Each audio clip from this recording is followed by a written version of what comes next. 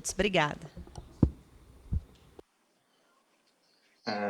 Bom dia a todos. É um prazer muito grande estar podendo participar. Quero saudar a deputada Adriana Ventura. A deputada Adriana é minha vizinha de gabinete e nesse período que eu estou como deputado, nesses quase 2 primeiros anos de mandato, a gente discutiu, debateu muito esse tema da corrupção. E eu quero aqui destacar a sua liderança, viu, deputada Adriana, à frente da Frente Parlamentar Ética de Combate à Corrupção. É um tema difícil de tratar, é um tema que encontra muita resistência dentro da casa, e acho que tem uma série de explicações para isso. Eu vou até me aprofundar um pouco, enfim.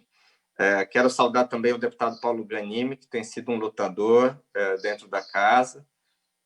Como ele disse, às vezes a gente pensa de forma diferente em relação a algumas matérias, mas a gente tem um ponto muito em comum. A gente quer o interesse público, a gente quer o melhor para o país, a gente quer poder avançar, e eu acho que esse que é o grande desafio, né? Eu acho que, de maneira geral, a gente tem a corrupção como um câncer dentro do país, com problemas relacionados, inclusive, à nossa formação histórica. O deputado Paulo Ganimi vem do Rio de Janeiro, que é um estado que vem sofrendo muito com a corrupção, e é justamente um estado que foi, por muitos e muitos anos, a sede da nossa capital, né? Então, você tem problemas que se prolongam ao longo do tempo. No caso específico do combate à corrupção, a gente tem uma série de outras leis que já estão aí em vigor, enfim, como a lei de improbidade administrativa, e a gente tem uma série de outros problemas relacionados também à questão relacionada ao nosso sistema judiciário. Acho que a gente precisava debater de maneira muito clara. Nós precisamos de estruturas mais sólidas, permanentes de combate à corrupção, e nós precisamos que o Poder Judiciário funcione na velocidade necessária para dar as respostas que a sociedade precisa. Nós temos um histórico de impunidade muito grande. A gente viu a quantidade de casos que a Operação Lava Jato escancarou nos últimos anos, e esses casos, uma boa parte desses casos, os envolvidos já estão em casa, mesmo que estejam cumprindo penas de prisão domiciliar, uma boa parte dos envolvidos já estão em casa. Agora, a gente viu o que aconteceu em decorrência da Operação Lava Jato. A gente precisava ter uma estrutura permanente de combate à corrupção. A gente não pode ter que depender o tempo todo da boa vontade de quem está no comando para manter uma operação como a Lava Jato em pé. Nós precisamos que essas medidas sejam mais sólidas, né? Sejam mais firmes e contínuas ao longo do tempo. A gente tem muito problema relacionado à impunidade, a gente tem muito problema relacionado à prescrição, dependendo aonde cai o processo, dependendo dos advogados que estão fazendo a defesa, dependendo da robustez das provas. Então, o que a gente vê? Inúmeras entidades coordenadas aí pela Transparência Internacional, junto com a Fundação Getúlio Vargas, fizeram um esforço muito grande para tentar diminuir as lacunas do nosso ordenamento jurídico, né? E aí que surge essa ideia das 70 medidas. Nós já tínhamos as primeiras medidas de combate à corrupção, que nessa casa foram capitaneados, liderados pelo deputado Mendes Tami. Muito pouco das primeiras medidas foram votadas. Das 70 medidas, a gente tem coisas muito importantes, muito relevantes. Tanto eu, o deputado Paulo Ganimi, a deputada Adriana e outros deputados apresentaram várias dessas propostas aqui dentro da Câmara.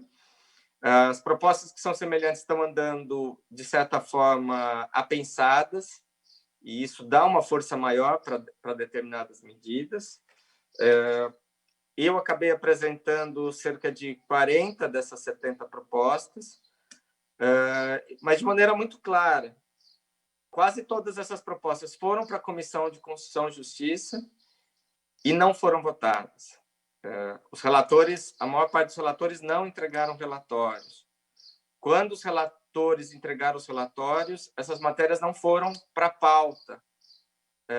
Uma das matérias que foi votada e aprovada na Comissão de Constituição e Justiça até hoje não foi encaminhada para o Senado. Então, assim, a gente precisa de mais gente para ajudar a cobrar. A gente precisa de mais gente para ajudar a fazer com que essas matérias possam avançar. Dessas 40 propostas, das 70 medidas que eu apresentei, nós conseguimos aprovar o PL 102, de 2019, que trata dos agravos regimentais, dando maior celeridade. A gente tem um problema sério com a questão recursal no Brasil. A gente fala da segunda instância, mas tem processo que vai para a quarta, quinta, sexta. O pessoal descobre uma sexta instância que eu nunca vi, pelo menos na minha faculdade de Direito. Esse PL 102 já está no Senado, precisa ser pautado, precisa ser votado. A gente tem o PL 76 de 2019, que é a nova lei de ação popular. Esse PL foi aprovado na Comissão de Constituição e Justiça e não foi até hoje remetido ao Senado. E uma terceira matéria que diz respeito às penas aplicáveis nos crimes da lei de licitação, que é o PL 100, de 2019, que foi incorporado ao projeto de lei da nova lei de licitações, que é o PL 1292, de 95, e esse PL foi aprovado na Câmara, teve mudanças em relação ao texto original, mas o Senado não pautou ele também até agora. Gostaria de destacar algumas dessas propostas, não vou aqui ficar lendo todas, enfim, mas eu acho que nós temos que trabalhar a corrupção privada. A gente viu que nós precisamos tipificar a corrupção privada no país, e aí é o PL 70, de 2019. Existem outros projetos correlatos, o deputado Paulo Ganimi também atua nessa área. Não dá para aceitar você ter a corrupção sendo combatida apenas na área pública e não na área privada. Você tem... as duas coisas andam juntos. Se alguém é corrompido em benefício de outro. Nós precisamos ampliar muitos programas de integridade, seja na iniciativa privada ou no setor público. E aí temos o PL 84. Nós precisamos combater o enriquecimento ilícito, que no Brasil não é tipificado. Então, às vezes, você não tem a origem, às vezes você não consegue comprovar todos os liames, mas você tem evidências claras de enriquecimento ilícito. E aí, para isso, tem o PL 82. Nós precisamos restringir o uso de dinheiro em espécie. Isso vai na contramão da decisão do Banco Central de lançar a moeda nova agora de R$ 200. Nós precisamos restringir o uso de dinheiro em espécie. Eu acho que isso precisa ser combatido, e para isso eu apresentei o PL 75 de 2019. E um outro problema sério que a gente tem, que é a necessidade da gente responsabilizar partidos políticos quando envolvidos com corrupção. É o PL 74. Não dá para aceitar, que situações como essas fiquem impunes. Em todo caso, um outro aspecto que eu gostaria de destacar é que a gente precisa trabalhar de maneira muito forte a ampliação da transparência, do acesso à informação, de dados abertos no nosso país. Para ampliar isso, a gente precisa, de certa forma, valorizar muito o controle social. O ano passado, a maior parte dos conselhos, colegiados, comissões que faziam controle social do governo federal foram extintos. E a grita foi muito pequena. Você pode discutir quem são os integrantes desses conselhos, você pode discutir a composição desses conselhos, mas a gente não poderia ter aceitado. O parlamento, de certa forma, aceitou. O parlamento não pautou os inúmeros projetos de decreto legislativo que tratavam justamente desses conselhos. A maior parte dos conselhos de políticas públicas que fiscalizam tanto a execução de políticas públicas quanto a aplicação dos recursos na execução das políticas públicas, a maior parte desses conselhos foram extintos o ano passado, numa canetada, e a grita foi muito pequena, né? Então, assim, nós não podemos aceitar isso. Para encerrar, eu quero encerrar justamente com a fala inicial da deputada Adriana. Não dá para a gente continuar com essa pauta se a gente não vê priorizado o projeto do fim do foro privilegiado, que é uma ferida aberta dentro da Câmara. É um tema espinhoso dentro da Câmara, a gente sabe disso, mas nós precisamos pautar isso, isso precisa ser votado, o fim do foro privilegiado e a prisão em segunda instância.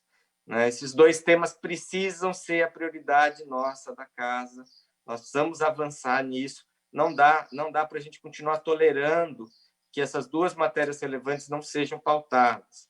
Né? A gente tem inúmeras propostas, inúmeros projetos bacanas, um monte de coisa legal, um monte de projeto que é fruto de uma ampla discussão com a sociedade. Né? Nem eu, nem a deputada Adriana, nem o deputado Paulo Ganimi, nenhum parlamentar, a gente chega aqui e propõe algo antes de amadurecer com a sociedade, de debater, de discutir.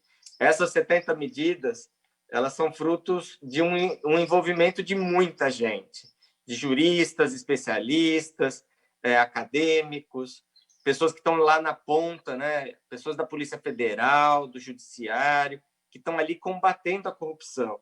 E essas matérias precisam ser colocadas em votação. Né? Mas esses dois pontos, a prisão em segunda instância e o foro privilegiado, precisam nortear esse trabalho. Né?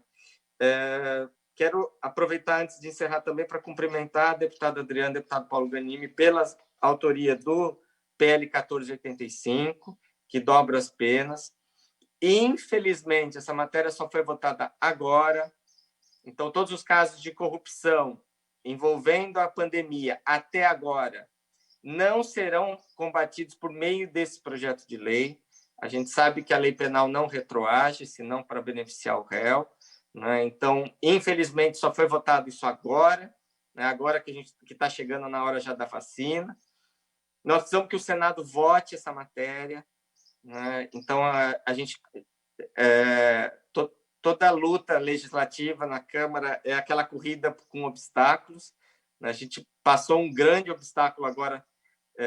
Nós passamos dois, né? Um que é conseguir pautar e o segundo que é conseguir votar. E aí eu quero também agradecer por ter tido a oportunidade de poder relatar essa matéria. Eu não consegui ser um dos autores, mas eu consegui, acabei, enfim, tendo a grata satisfação de poder relatar essa matéria importante. Mas, infelizmente, a gente só conseguiu votar isso agora. Então, eu acho que nós temos um desafio enorme de, primeiro, de conseguir mobilizar a sociedade para que as coisas andem um pouco mais rápido. Né? Nós já temos um conjunto muito grande de matérias tramitando na Casa sobre isso. A maior parte dessas matérias, se forem votadas na Comissão de Constituição e Justiça, nós já temos a sua tramitação terminativa ali. Né? Elas já podem seguir para o Senado, a maior parte dessas matérias. Mas a maior parte dessas matérias sequer foi pautada ao longo do ano passado, dentro da Comissão de Constituição, Justiça e Cidadania. Então, nós temos um desafio enorme. Né? Então, vou parar por aqui. Quero agradecer muito o convite e dizer que essa luta é uma luta de todos, independente de ideologia, independente de partido. O combate à corrupção é algo que tem que estar no cerne dessa Casa Legislativa. Não adianta a gente discutir temas importantes relacionados ao controle de gastos públicos se a gente tem um grande ralo de dinheiro público chamado corrupção. Né? As coisas têm que andar paralelo. O dinheiro da corrupção é dinheiro que poderia estar sendo investido em educação, saúde, em ciência e tecnologia, no desenvolvimento do nosso país e que acaba, de certa forma, caindo na mão de alguém. Nós não podemos aceitar, não podemos tolerar. Tolerância tem que ser zero. Então, era isso por enquanto. Muito obrigado pelo convite, deputada Adriana, deputado Paulo.